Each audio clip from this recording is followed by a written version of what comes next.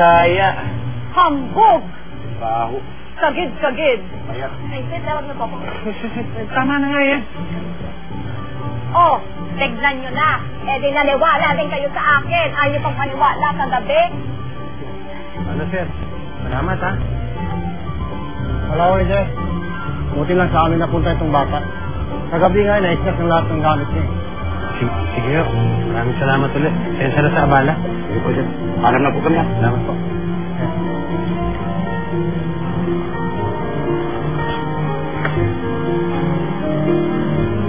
Talaga, oh. Claring. Sir? Pasensya ka na sa nangyari, ha? Ako nang bahala magpaliwalag sa Lola Yolanda mo. Sa yung mga gamit mong nawala, papalitan namin. Thank you po. Oh, ikaw, alam mo, wala ka ng problema. Ito si nanay, ihatid mo sa pamilya niya, ha? Ibalik mo. Tama mo na yung bago mong yaya, para, ano...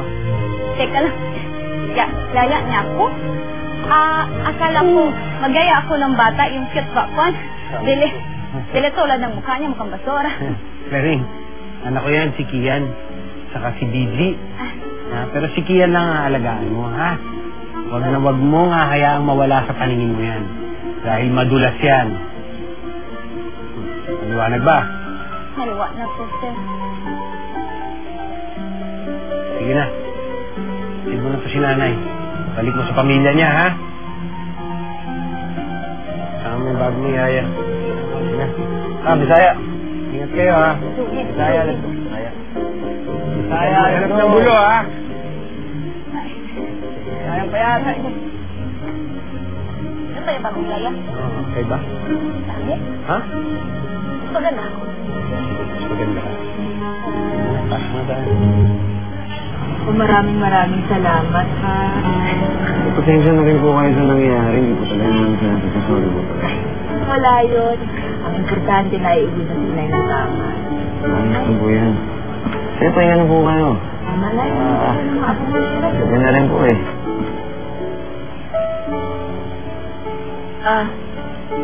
Bagay kayong dalawa. Kami, Para kayong si Guy and Sis noon. Pero, di tulad ni Guy and Sis, balang araw magkakatululan kayong dalawa.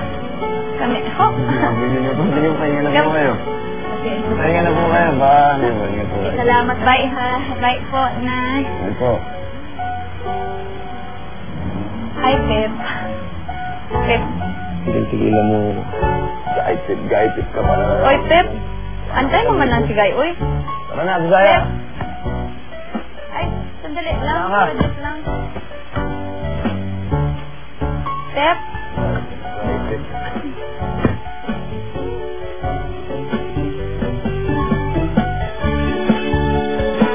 Wala kang karapatan na si Sandy hindi sila. Ako lang ang may karapatan gumawa. Intindihan mo ba? Babantayan mo siya wherever he goes. That's my one and only rule. Yaya ko. Yaya mo? Huwag mo kay Kian. College friends mo na sa mayaya pa siya, no? Walang order. Kailangan ko lang mawala yung halimaw na Bisaya na taga-Cebu na yan sa harapan ko. No problema, amigo.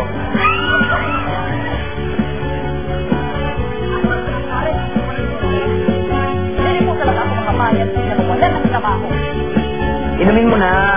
Yan. Yo!